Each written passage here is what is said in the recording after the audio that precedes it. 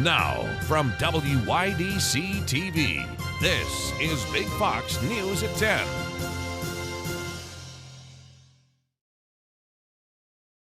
Good evening. I'm Jennifer Lindgren. Gas prices are skyrocketing across the country, nearing highs not seen in over a decade. With many drivers wondering how to battle the sticker shock at the pump, our Matt Kleindens joins us with some tips that could help save you gas and money.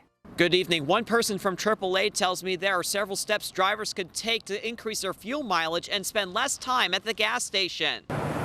Gas prices continue soaring to heights unseen by many in the southern tier, causing several residents to voice their concerns on social media. Despite the drastic increase in prices, Elizabeth Carey with AAA says drivers still have plenty of control, stating that increasing fuel mileage can help decrease the amount of time spent at the pump. This is the time when consumers need to change their behaviors, do things to conserve fuel. Carey advises drivers to avoid driving at peak traffic hours, saying that maintaining consistent speed will burn less fuel. Slamming on the gas and then slamming on the brake, you're just wasting fuel there. So, try to go at a steady pace. That's going to give you the best gas mileage. Drivers can also increase fuel mileage by taking out unnecessary items in your car in order to shed weight. A roof rack, bicycle rack, all those things create drag with the vehicle, so it's going to hurt your gas mileage. Finally, drivers can combine trips together in order to avoid being on the road. Carey says it all depends on the individual choice of the drivers. Some people might say, you know what?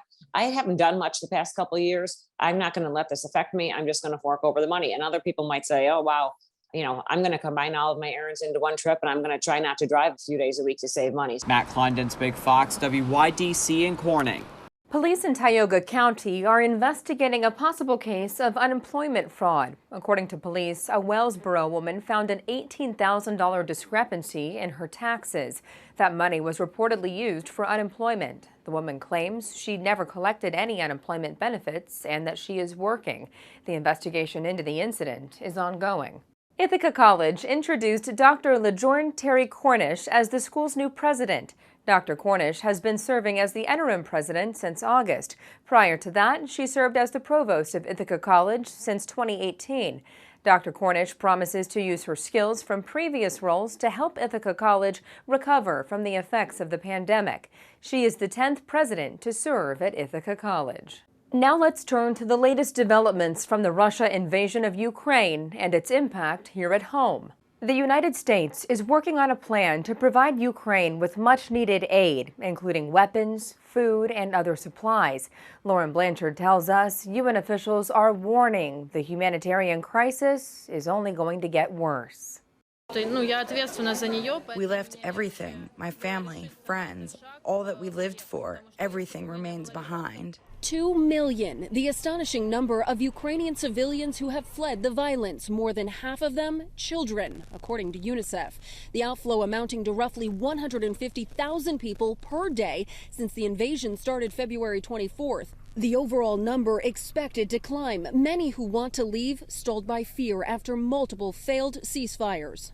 Targeting civilians is a war crime. We need real humanitarian corridors that are fully respected. Women and children make up the majority of refugees, many exhausted, braving the cold and unknown in a desperate race to escape. Men aged 18 to 60 required to stay and fight, potentially saying goodbye to their families for the final time. Vladimir Putin could be creating an entire generation of widows and orphans. Not everyone fleeing the violence is leaving Ukraine's borders. The western city of Lviv taking in 200,000. This coffee shop converted into a shelter. Why would anyone deserve being deprived of their houses, deprived of their families, their dreams, their lives, just for no reason? American troops are being sent to Europe to help NATO allies as Russian aggression in Ukraine continues. Soldiers coming from Fort Bragg in North Carolina and Fort Stewart in Georgia, as well as Fairfield Air Force Base in Washington State. They're being deployed across Europe, including Germany, Poland, Romania, and Greece. Pentagon officials say troops will provide logistics ground support and will assist in flight operations across the continent. This is part of a 7,000 soldier deployment announced in recent weeks. New York Jets owner Woody Johnson is apparently gearing up to try to buy Chelsea FC. Johnson is preparing his bid for the English Premier League club, according to ESPN. Current Chelsea owner Roman Abramovich has said that he is ready to sell the team following Russia's invasion of Ukraine. The Russian oligarch, who has come under pressure since the invasion and is reportedly close to Russian President Vladimir Putin, has owned the club since 2003. The leaders of the People's Convoy headed to Capitol Hill as the trucks keep circling the Beltway. Alexandria Hoff has more from Washington. We're not going anywhere. We're not going to leave. Hundreds of trucks still circling the Beltway just outside of Washington as the People's Convoy protests against COVID-19 mandates and restrictions. On Tuesday, Convoy leaders met with Republican Senators Ted Cruz and Ron Johnson to discuss their demands: an end to the COVID state of emergency, lifting all vaccine mandates, and accountability for lawmakers they say are responsible for COVID-related regulations. We're going to stay put. We're going to keep doing what we're doing until we start getting more meetings like we just had today. But it's not clear what they mean by accountability. Most of the mask and vaccine requirements have been lifted, though there are still federal mandates in effect for healthcare workers and those crossing U.S. land borders.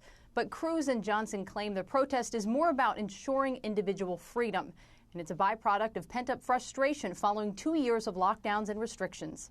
We have traumatized our society. We have had our freedoms taken away from us. Our response has not been a success. It's been a miserable failure. It's time to listen, and it's time to defend people's freedoms. It's still not clear if the truckers will head to Capitol Hill, but D.C. police say they're ready, partnering with the Secret Service and Capitol Police to make sure there are no disruptions to government operations. We handle thousands of these things. We expect the best. We always plan for the worst. Organizers say they'd like to wrap up the protest by Sunday, but that will depend on the progress they make this week. Your complete forecast is coming up right after this break. Stay with us. Now, your Twin Tiers forecast from Big Fox. I'm meteorologist Cassie Clavin. Thanks so much for tuning in. We have a winter weather advisory for the day on Wednesday, as we are expecting to see some fresh snowfall, and then after that a warming trend, all happening before the weekend. We have more rain chances and even some snow chances Friday and Saturday. Snow for Saturday, as our temperatures are expected to cool down a bit. Here's what we're looking at though for this winter weather advisory. This is going to be in effect for the day today, or for the day Wednesday, as we are expecting to see some snow. That's going to move in first thing on Wednesday morning, sticking around into Wednesday afternoon, and then gradually clearing out. We'll see clear skies by Wednesday overnight hours into early on Thursday morning. With this, we could see a slick evening commute for the day on Wednesday. Snow totals topping out at 2 to 5 inches. The heaviest of the snow is going to stay overall south, lighter totals up north. And this snow is all going to fall throughout the course of the day on Wednesday. Let's talk about temperatures to go along with it. So temps Wednesday morning going to be sitting in the 20s. It's going to be fairly quiet on Wednesday morning, and then that snow moves in for the afternoon hours, and with that temperatures heating up into the mid-30s.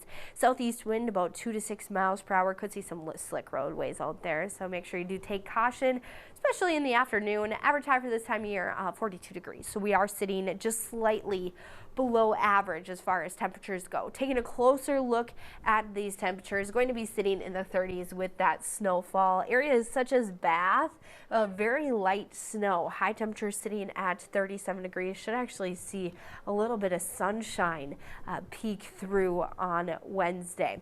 Then Thursday morning, all the snow clears out. Things look to be fairly quiet and a bit warmer as well. We're going to be sitting in the 20s for Thursday morning. Clear skies, could see some areas of fog that we'll be keeping an eye on, but that should all clear out as we head into Thursday afternoon. We'll see mainly sunny skies, a few clouds passing here or there. Temperatures warming up. We're going to be slightly above average for this time of year, with temps overall in the mid to upper 40s.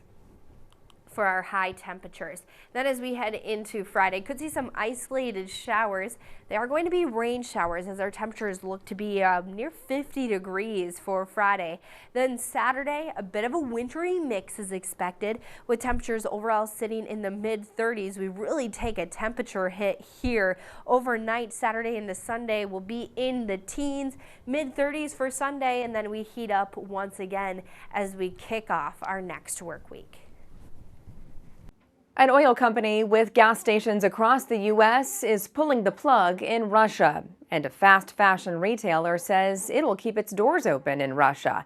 CJ Papa has these stories and more in today's Fox Business Briefs. Shell says it intends to withdraw from Russian oil and gas in a phased manner in response to Russia's invasion of Ukraine. The energy giant says it will also close its service stations in Russia, its aviation fuels and lubricants business, and won't renew any Russian contracts. Shell is also changing its oil supply chain to remove Russian volumes as quickly as possible.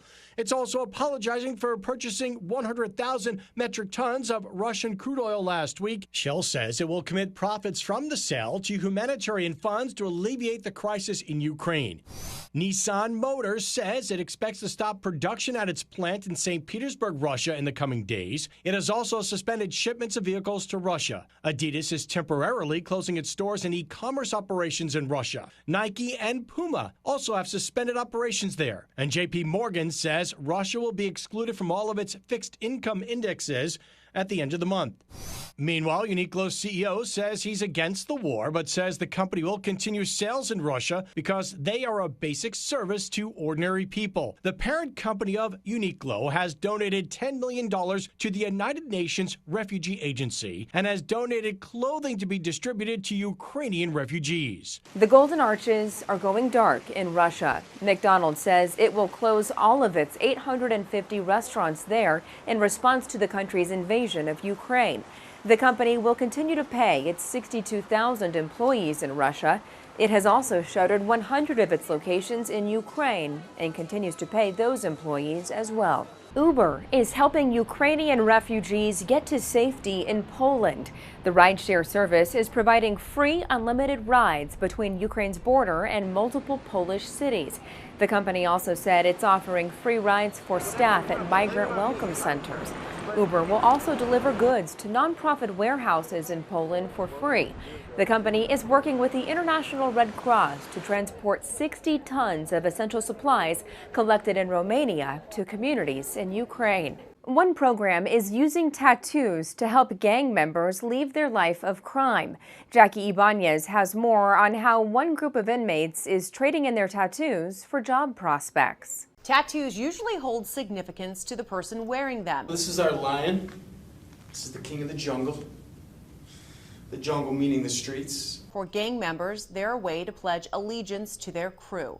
A permanent reminder they're bound to an organization typically associated with crime and violence. It was me saying that I belong to a group of people who are going to be looking out for each other, no matter what. But now a new initiative at the DuPage County Jail outside Chicago is helping gang members remove or cover up their signature markings with new non-gang affiliated designs in hopes of abandoning their life of lawlessness to pursue a career once free from behind bars.